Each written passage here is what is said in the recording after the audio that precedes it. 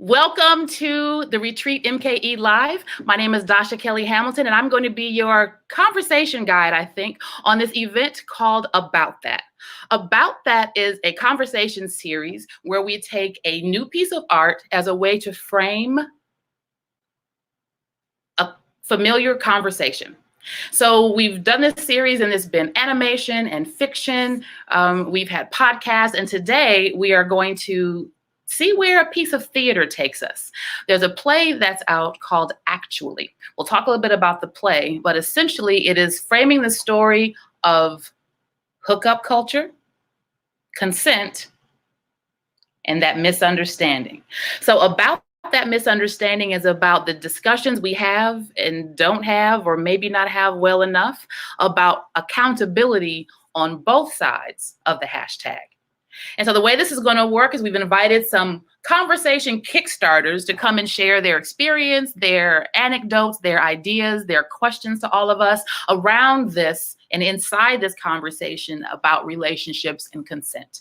And we're inviting you out there to involve your ideas and your experiences as well. When we're able to do this event as a live folks gathering, one thing we like to share is that you are an expert from your seat. So your experience, your opinion, your perspective is what you're an expert in. And there's value, and we want all of those things in this conversation. So this is not an instruction. This is not necessarily a panel of experts.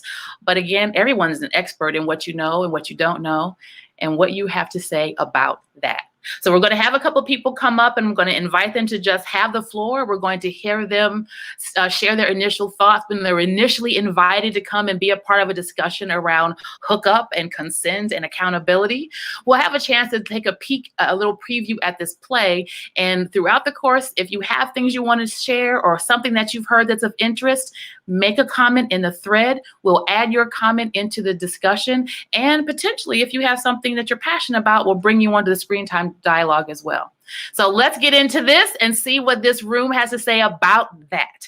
Our first About That guest we're going to bring to the screen is Teron Edwards. Teron, how are you doing, sir? I'm great, man. Happy to be here. At home quarantining, so I'm there and I'm not there all at the same time. I so appreciate how you say quarantine with so much joy in your voice. Hey, I'll put it like this. It's like Dorothy said in Kansas, there's no place like home. I really appreciate being home. You talk about anecdotes. I'll just put it like this. I do a lot of work in the community, and I'm usually out and about running. Dasha, I've spent more time at home with my family and with my youngest son, who's 5. Getting a chance to do some homeschooling with him. There's obviously some downside, but there's a big part of me that's appreciating some of this time. I bet. Yeah, so I can't say. I will have to say, to be since we're being honest, I'm really grateful that my child is big, is what I'm going to say to that. But I'm glad, I appreciate you taking time from your home to have this conversation with us. So I know when we had a chance to introduce this, and you do so much work with men, young, not young, single, not single, and all the various ranges of this dialogue. So what do you have to say about that? Well, like you said, I do come into contact. I have the fortune and blessing to, through Fathers Making Progress, through, some of the work I've done in the community, through some of the stuff that I've did with, organizations like Running Rebels with young men, and through some of the men's groups I do over across, to have access to what I like to call is just like these circles. So just different circles of men, like young, old, married, unmarried, divorced, just got out the penitentiary, been married for 30 years, working the same job for 20, raised kids, sometimes on grandkids, to younger guys, and guys who are just becoming men, high school students who are about to graduate. It's just a real, I guess, kind of big diverse group of men that I have the pleasure of being connected to and connected with. This is a near and dear conversation, when we talk about, things like, everything, this is when I hear, when you say about that, when I hear that, and when I hear, like hookup culture, You know, just kind of how some of the things happen with the young lady in the film, you know, just like rape culture and dating culture and just you know, dating abuse. I mean, I'm just some of the things that just kind of come to mind. You know, there's a lot of, you know, just I guess kind of different kind of feelings and that invokes, you know, for me, and just from some of the stories, the many stories that I've heard over the years, and some of the things that have happened in my personal life. And yeah, I mean, all I can really say is, as men, and you know, as men in the world of you know, you get a lot of, you know, patriarchy culture and, you know, some things like that. I mean, I think, you know, it's in accountability, it's our responsibility, and it's our, you know, it's our responsibility to have tools and be accountable, as accountable as we can be. I mean, there are some exceptions. I know we'll get a chance to talk about that, and you know, and I can give some stories about some, you know, some things that have happened, you know, for men, but you know, I'm just saying, like, as men, you know, the first thing I just think about is that as men we could do better as a whole, you know. I'm sorry. I think that's fair. And I appreciate with you being the first voice, you didn't come out with both your boots on the ground. Look at you being Hey, genuine. They keep we be telling people, we tell folks, and men got it, we got it. hey, And yes, I I we gotta make room, right? We gotta make room, and we will get a chance to keep talking that. gotta make You know, room. So you have to make room. And yes, and I do genuinely appreciate that we start there, that it is a conversation on both sides. And we do want to hear some of those examples and those anecdotes, because it's not a he said, she said, and guys do and girls don't. And this is not the playground who's better debate. This is a conversation that I believe all of us, single, not single, gender, all of us talk around, because the work of it is the hard part, right? The work is always a hard part. Those rules that a lot of us absorbed, that we didn't even know that we absorbed, that make it harder to be honest in these moments. So thank you for getting that kick started. I'm going to have you have a chat. So we're going to invite Jalen. Heard he had something to say. Let me bring him to the screen. How you doing, Jalen? I'm doing all right. Staying at home, staying safe. You said what now? I'm sorry. Staying at home, staying safe, you know. You're not having any Rona parties? No. I've been staying inside. Everybody else in my house want to go outside. I have to tell them, sit down. That's why they just extended it. Yes, and we all are prepared. It's going to happen again, right? So don't get comfortable with May 26th. It's going to be, anyway, that's a whole nother show for a whole nother day. But I'm glad that you are staying safe. And I appreciate that you took time out of your busy home schedule to make space for this discussion. But I was really interested in hearing what you have to say. One, just where you are in your dating life, where you are in your life. And the whole point of this is to bring people into the room that have a range of experiences and perspectives. So I am excited to hear what you have to say. What do you have to say about that? Well, really, just being a 20-year-old guy in the city, I feel like I'm more so in touch with the situation at hand more than, say, some of the older people would be, just because like hookup culture is kind of like a thing that is going on with my generation, people trying to just find somebody at a party or whatever, and then things like this will happen. Or like, well, not necessarily me necessarily, just because me specifically, I do have a girlfriend right now, but just before that, I saw it around. I'd be at parties with my friends and we see things like that happening where, you know, you just want to meet somebody, go home, do whatever, and then kind of never talk to them again. And then situations like stuff that happened in the play do happen where it's just, it really is a misunderstanding where some guy might think, oh, this was fine, this was that. And then the girl feels a completely different way about it. And then it just spirals out of control. So a lot of times, not necessarily my friends, but I hear about it a lot, like through people that I know that they've experienced similar situations to that. So I definitely think it's a conversation that it's good that we're having this conversation, because I agree that both sides need to be more accountable about it, because it's not only men doing the wrong or women doing the wrong. It's an equal thing. And if we're all just more conscious of the situation at hand, I think we can prevent stuff like this from happening further. And I think that's really the ultimate goal with all of this.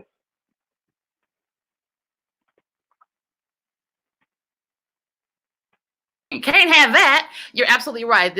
The conversation. Why do you think the conversation is difficult if we know these things? Because I feel like sometimes people don't want to. Sometimes people, when the conversation is brought up, they sort of feel attacked by it. Because a lot of times, if you're a guy and you've been in a situation similar to that, and then someone brings it up and they throw out words like rape and like sexual assault and things like that, it triggers them. So then they get really defensive about it and they don't want to have an objective conversation about it because now they have a personal attachment to it. So we just need to work on vocabulary. So if you get approached, say, you know what, we had an issue. You scrabbled me at the thing. So we just use different words. It'll feel different. Is what I think I'm hearing. Right. Yeah. People they get triggered. They get triggered by those certain words. So. Yeah.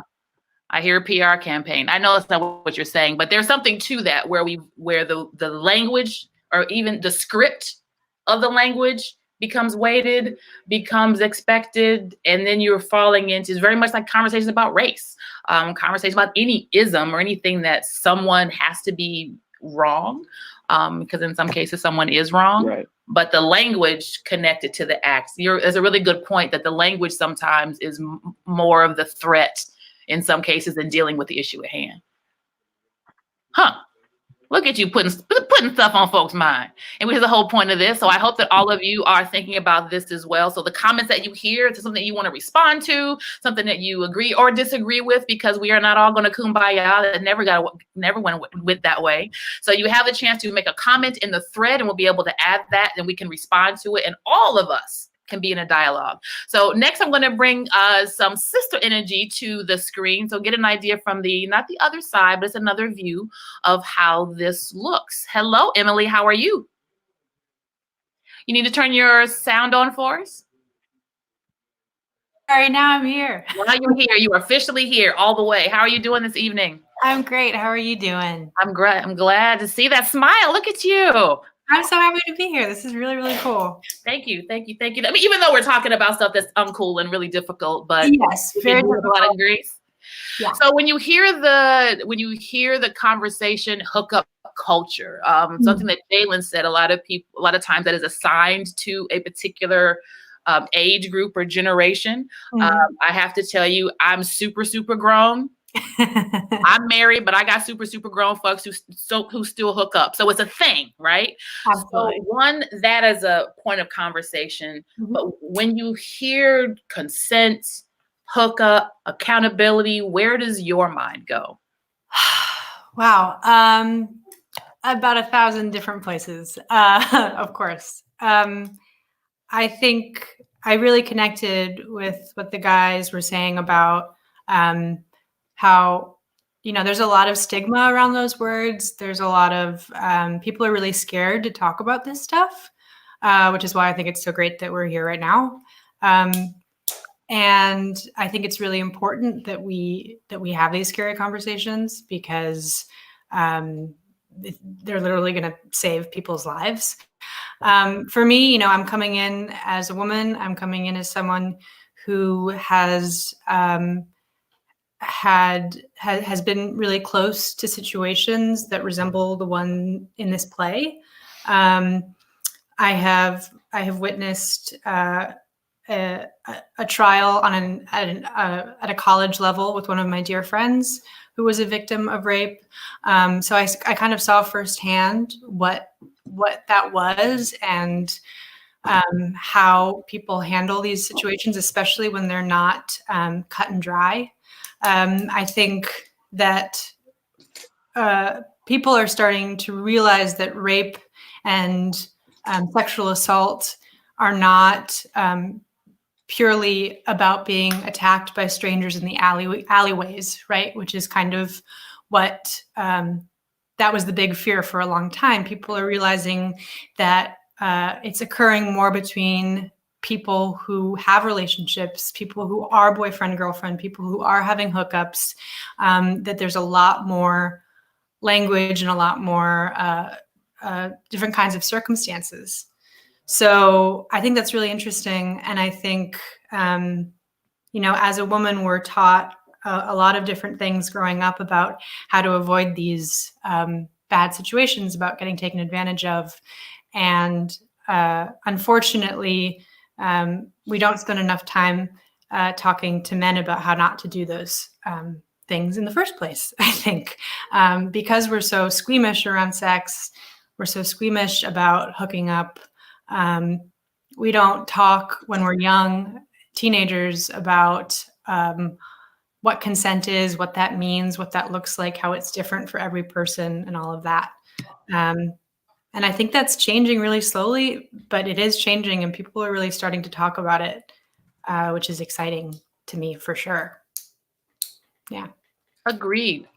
How have you found comfort in these discussions? How have you found, or what's been something that was helpful to make it? It's never going to be fun. Right. No, it's definitely never going to be fun. Well, it's taken a while to get to this place, I think. It's not easy by any means, but in terms of doing this play, what made it easy, what made it comfortable to talk, is that we did it in a safe space, we did it in a safe room. Everyone who was involved, we had a great amount of trust with one another, and that made it a lot easier to go to these really difficult places, because it wasn't easy for anyone. I don't want to speak totally for Justin, but I know that he had a lot of dark places he had to go to as well. And so I think the key to finding comfort in these talks is creating places that are above all compassionate and full of listening and trust. And you don't always have to agree, but there's got to be that love. That's got to be the foundation for sure. Most excellent. Most excellent. Thank you for that. Oh, such a compassionate heart. Come on. We're gonna see your teeth bared a little bit later, I'm sure. So we're gonna speaking of conversation, the next voice I want to bring to the screen is Miss Samantha Collier. And so one of the things that we talk a lot about is talking a lot about these topics. And Sam, this is what you are about. Thank you for making time for this tonight. My pleasure. My pleasure. Thank you for having me. Like everyone else, just quarantining and bored in the house, and the house just bored, still out here fighting the good fight. Again, thank you. I'm honored to be a part of this conversation, Dasha, and everyone on the line.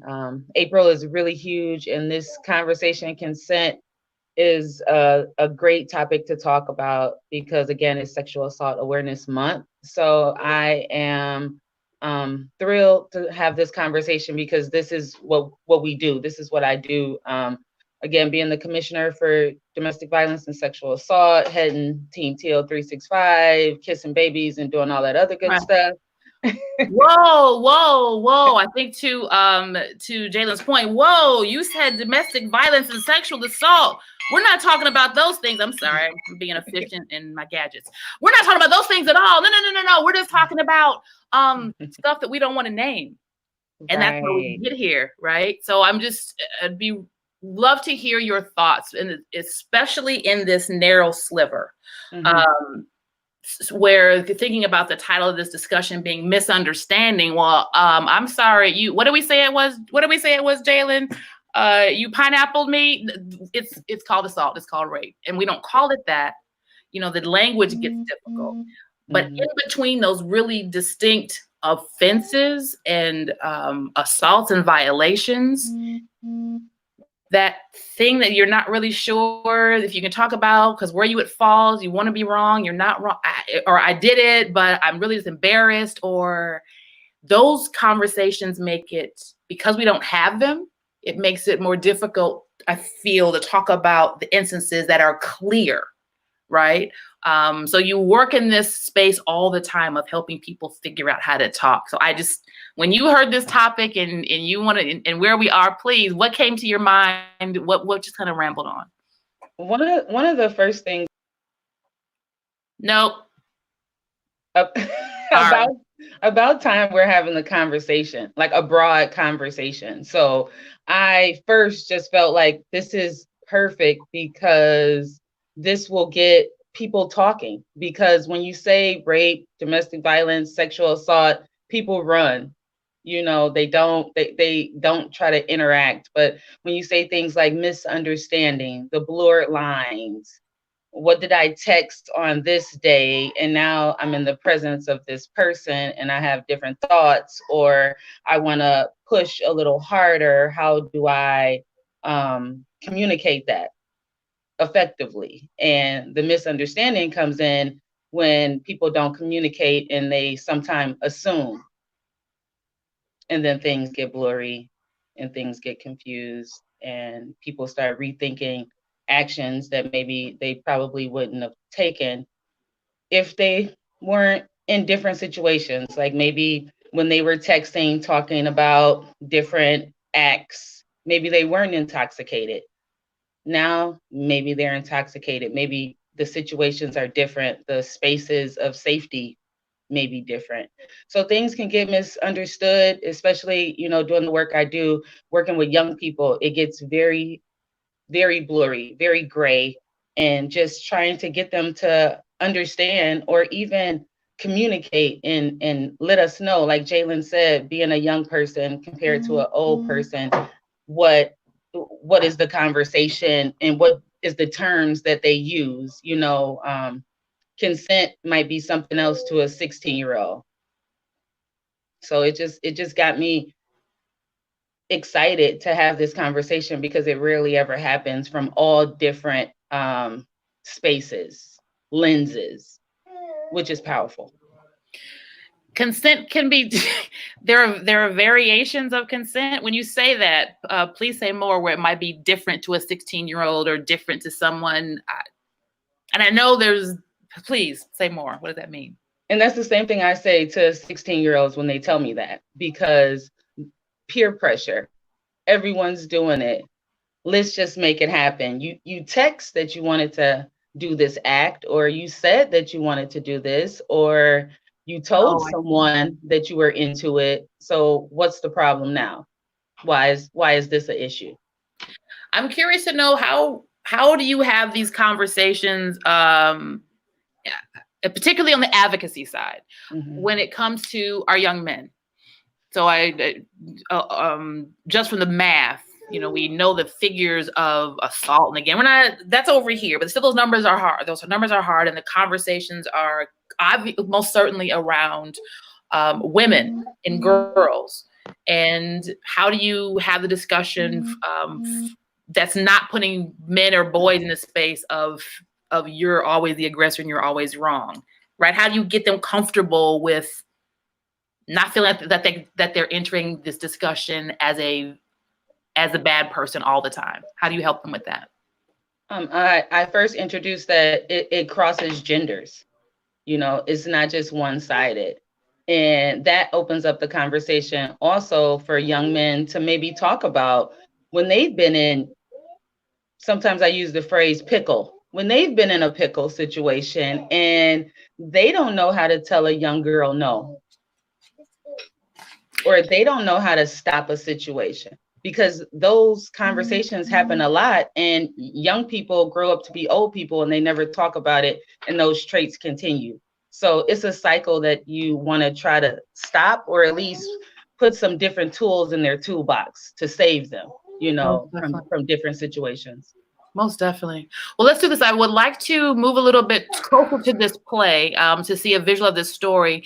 And after we have a chance to look at that, we're going to talk to the young man who played the young man, and we're going to have an interesting conversation, I'm sure, about the nature of the story, and of course, as a young male, some of the things that he thought through in terms of pulling this character to play, and just how he's walked through the world as a young male. Because you're right, it does work on both sides. We've worked with young boys who don't quite know what to do, and now because I didn't agree with you, now I'm a what? Or I thought we were into this, and now we're not, and I'm a hashtag. There's definitely space in the middle for conversation and some accountability. But before we get there, thank you, Sam. I'm going to have you come back in a moment. I want to talk a little bit more about this play, since we said so much about this play. And in bringing this on board, we have on the screen now, I have everybody. Look at me. I'm trying to drive this thing and give directions. Oh, all right. Mary, how are you? I'm fine. How are you? I'm great. Thank you. I'm excited to be on screen with you. And I'm really excited that this all came together. So the production was set for Renaissance Theater Works. And then we had this thing that came up for the whole world. And so the Renaissance Theater Works was able to salvage the season, or at least this show run. And there are digital versions of the production. They were able to film the cast doing a production, and on the website you can see the full production. Download it, like good old days, Blockbuster and Redbox, and you'll be able to see a copy of the production. Right. But I wanted to get a sense from you as, having put the production together, having worked with the text and all the things that go into bringing this story to life in your direction. Where did you go? What are your thoughts? And even talking about consent, about hookup, about this story altogether. Where'd you go? Well, I went to, first of all, I am fully grown, as you have referred to yourself earlier.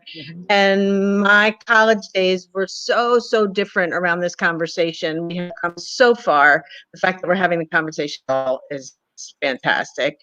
And I was also struck with this play was written before Me Too, before Brett Kavanaugh hearings, before Weinstein accusations. So it's interesting that there was a young woman out there writing this play before it became such a topic of conversation nationally.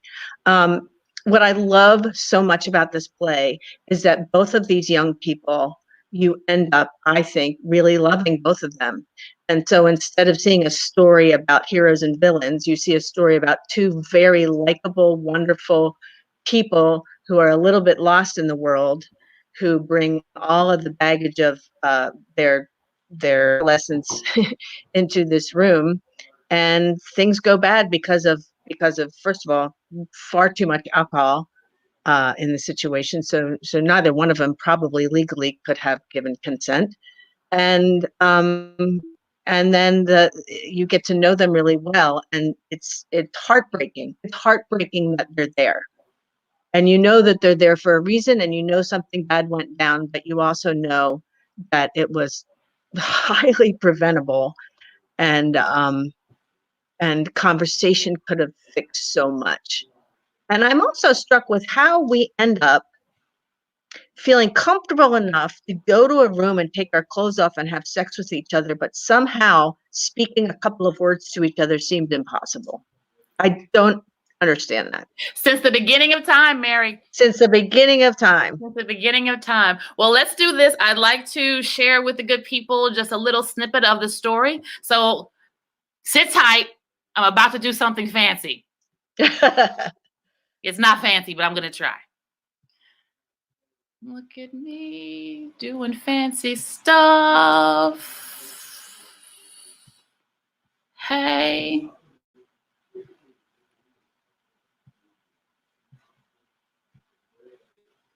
In some ways, I've been on trial my entire life. It wasn't an actual trial. It was a hearing, but it felt like a trial.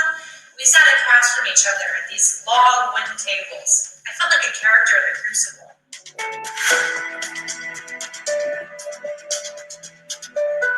See, it became almost immediately the matter of Anthony Cohen, which I couldn't help thinking looked like what our last name would be if we got married.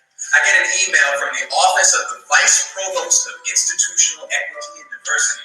I'm told to come into the office at my very earliest convenience.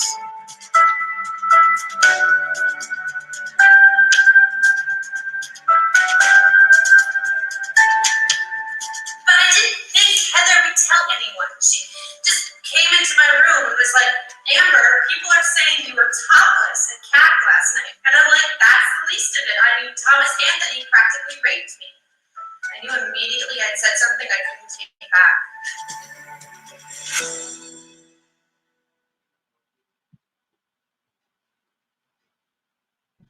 I knew immediately I said something that I couldn't take back.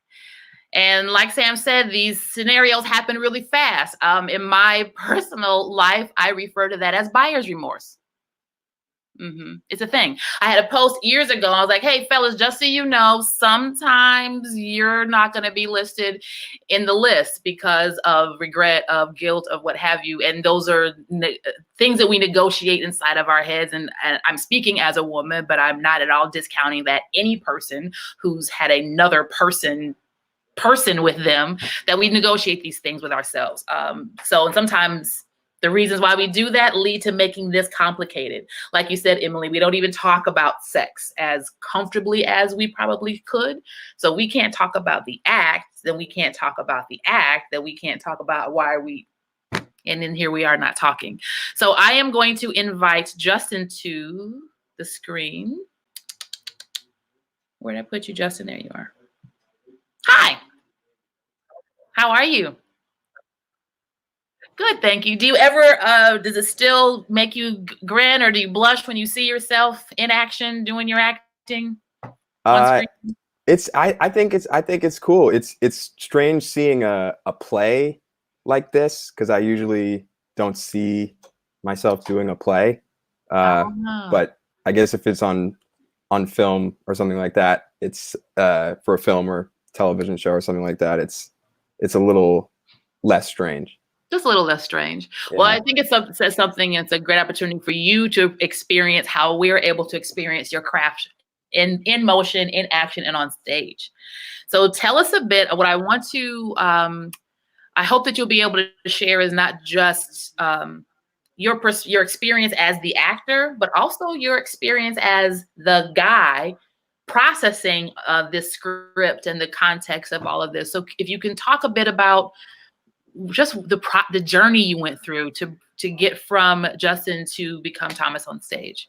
Sure. Yeah.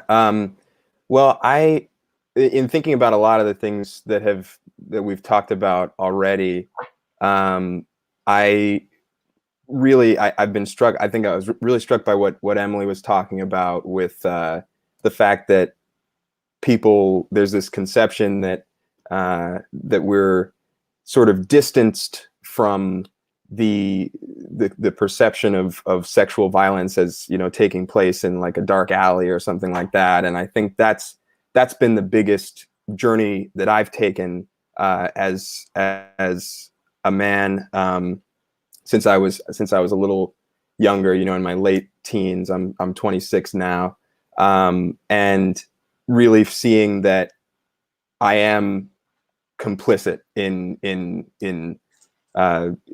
these sorts of situations, and I have to act extremely mindfully, because as much as I want to say, oh, I can distance myself from being that guy who's pulling somebody into an alley, it's not about that really, and never has been. So that's been a journey that I've taken personally, and something I was able to that helped me to lend to Thomas in the play, because I think he definitely sees sexual violence, rape as something that he couldn't have been a part of, and because it seemed like everything was going fine, and there wasn't much of a difference to how between his situation with the girl or the night that he spends with Amber in the play, and there's no difference between that and other encounters he's had. So I think the fact that he is so sort of shocked to come to that realization, and I personally, as Justin, was able to come to this realization over a period of time, but Thomas in the play is sort of forced to come to it very quickly that he is complicit in all of this, and needs to take that journey. So yeah, I felt a lot for Thomas, that he sort of had to just go through this huge paradigm shift pretty quickly. And that was something that I really, that was helpful for me to think about in finding him and playing him.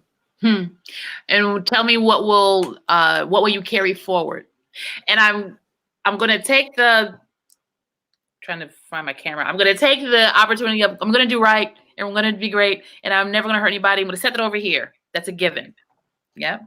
So combining those two things, what you learned Thomas had to discover, and again, the awareness that you've gained, just what will you carry forward? It might be some advice that you give your friends. It might be a mantra that you give yourself. So I love what you said. Not that I love it, but I appreciate the honesty in being able to say out loud, realizing I was complicit too.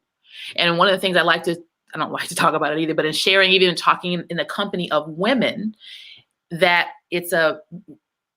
anyone can say that. Right. So regardless of your gender, regardless of how you present or sit, we all are complicit in the rules and the conversation and the discussions that we don't have. So I appreciate you saying that out loud. So having all of that, what's forward for you? Yeah, well, thank you. I think really the big thing for me that I'm taking forward is communication and the importance of communicating, even sort of when it feels awkward during like sex. I think it's really just of paramount importance, and that too is something that I've had to sort of go on a bit of a journey in realizing how important it is, because I feel like there's this strange perception that you're supposed to just either not say anything or just pretend like you know what's gonna happen, and you're just, I don't know, you're just supposed to take initiative if you're a man. I don't know. It's the rule books right here. Yes. Oh yeah. Everybody's got their rule book. Yeah. All of that. If we can break these rule books up and try something. Yeah, exactly. Well, I would like to invite everyone to come back and chat a little bit more, and bring everybody here similarly in the same vein. What is the conversation moving forward? And it sounds like from the things that everyone said, it may be less about agreeing that it has to happen. But like you said, but how? When do you have this conversation? Multiple times during sex. I saw a program once, and the guy was like, wait, I have to ask her again. Yes. Before, when you leave the bar, and then when you get to the apartment, and then when you unzip your pants, and then every step along the way you're checking in, because. And so it is a paradigm shift of maybe not the why, but the how. So, but how do we have this conversation better, good people? How do we move to a place where when we're talking about that, right, it doesn't have to hurt. When we're talking about that, we're able to actually have conversations. Jalen, I see. I'm going to bring you on too. I just have to move myself out of the way. So this is where I move out of the way, because we know I can talk, but you all have given us so much to work with. Teron, what did you hear?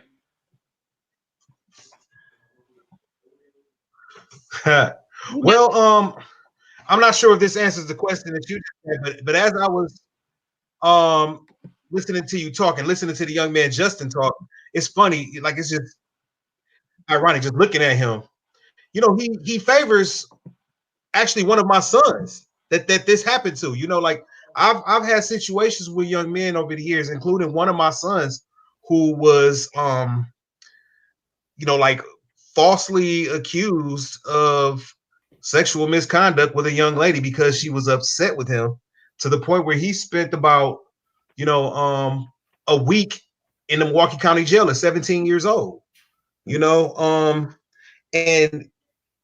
it just can't help me but bringing up something that hasn't been said, and just how sometimes, like I said, Justin looks like one of my sons, so I'll just go out on a limb and he has some Afro black heritage. So it's just like, what part does race play in it? You know, sometimes young black males walk around, you know, with the X on their back. You know, like my son, like we actually had to go through the motions, and basically he was guilty until proven innocent. You know, like we had to go through the motions. He had to get a real, you know, it was a bunch of, you know, we had to go really through it. And his story isn't even unique. Like I've you know, worked with young men who've lost basketball scholarships, and you know, just later on to find out that, you know, they were not guilty of any of the misconduct that they were accused of, you know. So I guess that's also, you know, like I said, on the other foot, also a part of the conversation. I mean, so there's controlling your controllables, you know, as men, and I'm not getting away from the accountability, because we need to be accountable. I started out by saying this: we need to be accountable, and we need to be better as men. But, you know, like, what role does society play a lot of times when someone who's upset at you can just tarnish you and destroy everything?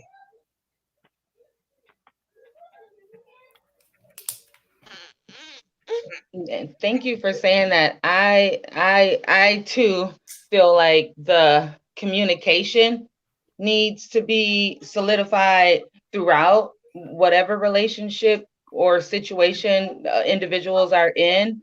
I think that consent is usually assumed a lot of times, even if you're texting, I want to hook up with you, you're at the bar, I want to hook up with you, and then you get to the actual event or the space, and that's not what you want. So I think the respect of accountability needs to be in place, not just even with our young people, but also with adults. And I'm really sorry that happened to your son, because there is a lot of victims that are falsely accused, you know, around these cases, and they too are affected by it. And the young victims that grow up to be older victims hold a lot of that in, you know, and a lot of that also stems from maybe there was some molestation that might have happened in an individual's life that may make them a little bit more vulnerable and more susceptible to being in those uncomfortable spaces. And one other thing I would say is that when consent gets very blurry is also when people start feeling unsafe, right? It's kind of when the dynamics change a lot of times. Or like you just said, they want to get revenge. So the misunderstanding is there in so many different conversations, but having the conversation to let people know that on both sides, we have to come to a medium of respect, that young men and young women need to be taught at a very early age, just like this color is red, that color is blue, this is wrong, and that is good. Like we're missing so much of those pictures, and people continue to grow without knowing the basis of soft touching, bad touching, using the power of their voice. So many people have been pushed down so much that they just allow it to happen, and then wake up or are laying in a bed, or they're in their 40s and they allowed something to happen they never wanted, or they weren't truthful. So this conversation needs to be had nationally, because we can bring a lot of healing to a lot of different people that's hurting from all these situations in their own right. Yeah, I think I completely agree. Oh, great. No, go ahead. Go ahead. Okay. Well, I want to make sure for somebody. Well, I'll just say it really quick. I completely agree with what you're saying. Only thing I was going to add is, you know, that I've done. You know, I'm also, you know, rites of passage facilitator, cultural rights that I do, you know, in high schools. And it's sad that we got to do this in the high school level, but we interweave some healthy relationship stuff, and you'll be surprised, or maybe you wouldn't be surprised, like what 16-year-olds and 17-year-olds don't know about what's appropriate and what's not appropriate, you know, with the opposite sex, or even sometimes with themselves, you know. That's all I was going to say. Go ahead. I'm sorry. No, it's great. Yeah. Emily. I was just going to talk about just the question of race in this show, because I do think it's really important, and something that I think people like to tiptoe around even more than the sexual aspect of it. I think it is important to discuss just the power dynamic between the two of them. And if this was a play about two young white kids, I think it would be very different. And that Amber has a great deal of power over Tom in a lot of ways. That doesn't make her experience any less valid, in my opinion, but that still is there.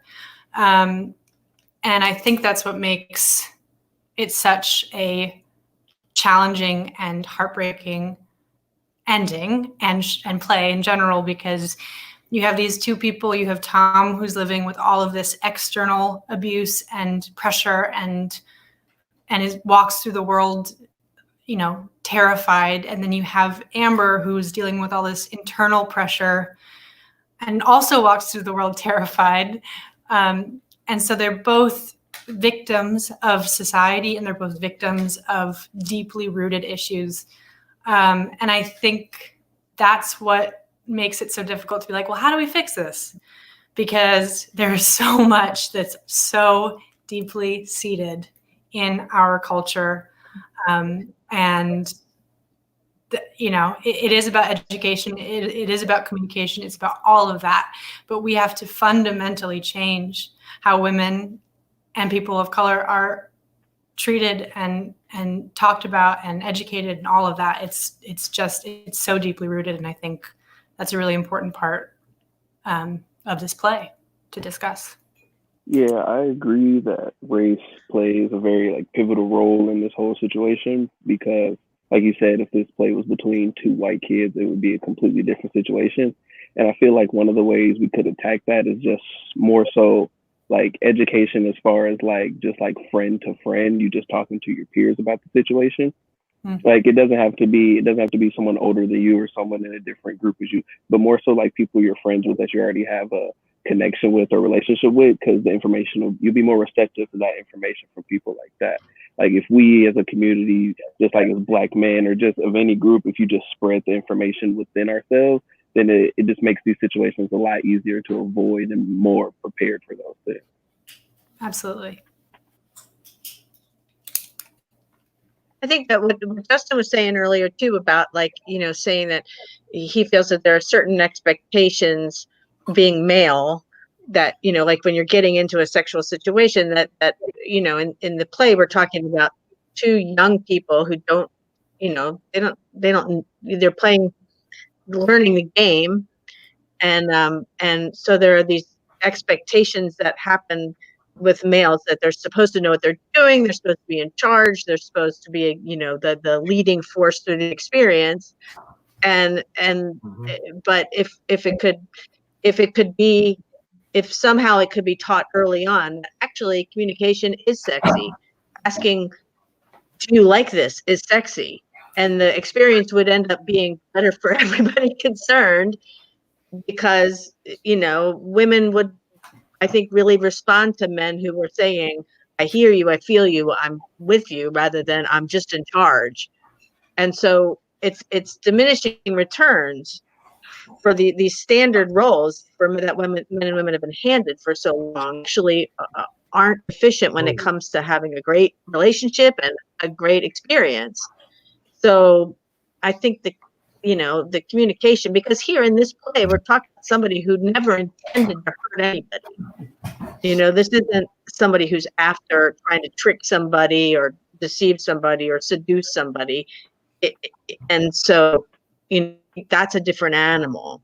And like what you were saying about, if everything falls under the umbrella of rape, it ends up being such a terrifying conversation that it's really hard to talk about. Like with murder, right? There's manslaughter, which is somebody got killed, but nobody meant to do it. And I feel like there needs to be gradations of conversations about assault, because the guy who's, the person in the alley who's held down by a stranger and violently and brutally raped is different from what happens in play, but they all end up in the same basket, which just makes it really hard to talk about, I think.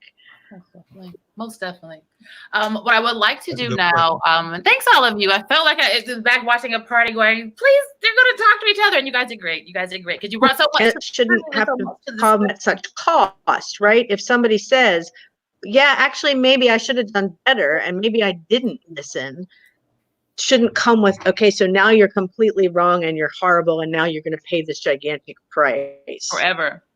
And that's why I go into these camps of 100% true or 100% false, and people can't have a conversation where both sides go, well, I shouldn't have been so drunk, and maybe I shouldn't have, done this, and here we are. Thank you. As we are, I'm going Well, to ask everyone to give us a few parting thoughts. Just a lingering thing that you didn't get a chance to say, or if you had one thing that you took from my mouth, you want to share. I have lost Justin. No, Justin's not lost. He's on hold. He's sitting right next to me digitally. Or you have a question you want to pose, just a lingering thought. It doesn't have to be something that closes out and solves all of this, because if you could solve it, we would have hired you and the whole world would be great. So we're doing it together. But so Mary, I'd like to start with you, since you were the last one speaking and you were definitely on a great thread there.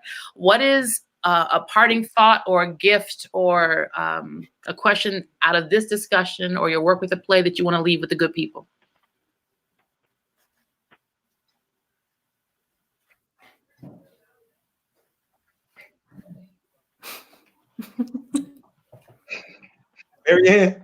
Mary? I can't hear anything if somebody's talking to me. Okay. My internet's telling me it's a really bad connection. Of course, that's exactly what's happening. No, we're going to hit her on the chat line. So I'm going to work up to you, Tehran. So what's something that just a gumbo of thoughts from this conversation and work we're doing? Well, I just want to start by saying I just appreciate this discussion and being a part of it, being able to come in and share and, hear from folks from different aspects, about this. And I'm glad that we were able to have this open dialogue.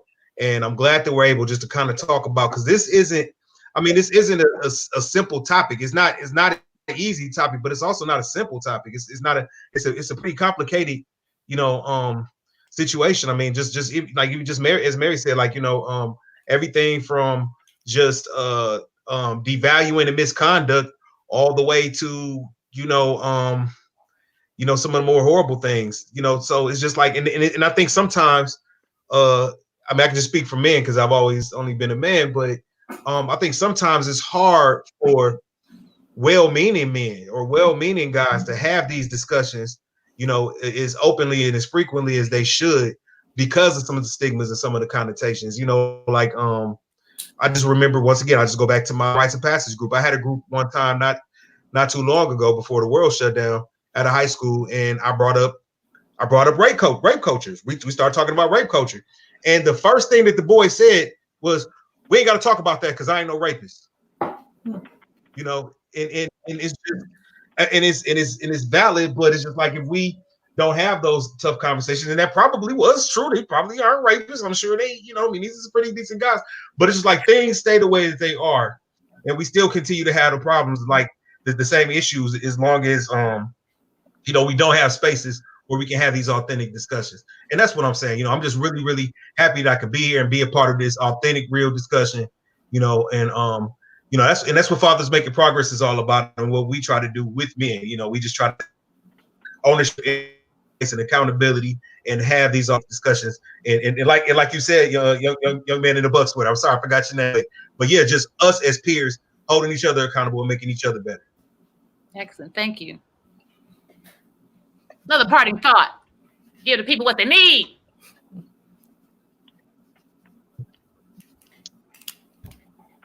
I guess I'll go. I would say my last parting thought would really just be that, sort of just to tap into what Justin was saying when he was speaking, is that we all need to realize that we play a part in this, whether we're whether we are someone doing the act or someone the act is being done to, like things of that nature happen to us. But you probably know someone who's been in the situation, so the more you know about it, the more you can help prevent these things from happening, and just sort of spread the information around you, so then they can spread the information to someone else, because no matter how innocent you think you are, you play a part in it regardless.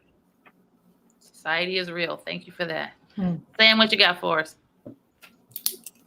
I just got again, thank you for allowing me to be a part of this. And this is a everybody conversation, and that's why it's so important that we're having this during Sexual Assault Awareness Month, because with my organization Team Teal, this is a big part of it. We talk about things. We talk about heavy hidden issues like consent. And again, like even in high schools, the education has to continue, but it doesn't just need to be inside of walls. It needs to be in the community. It needs to be in the street. It needs to be in the colleges where things are happening, where people are really vulnerable, where voices are taken away. And we also need to understand that there's the consent can only be given again if a person is over the age of 18. So if they are teenagers, there is no consent being given to have sex.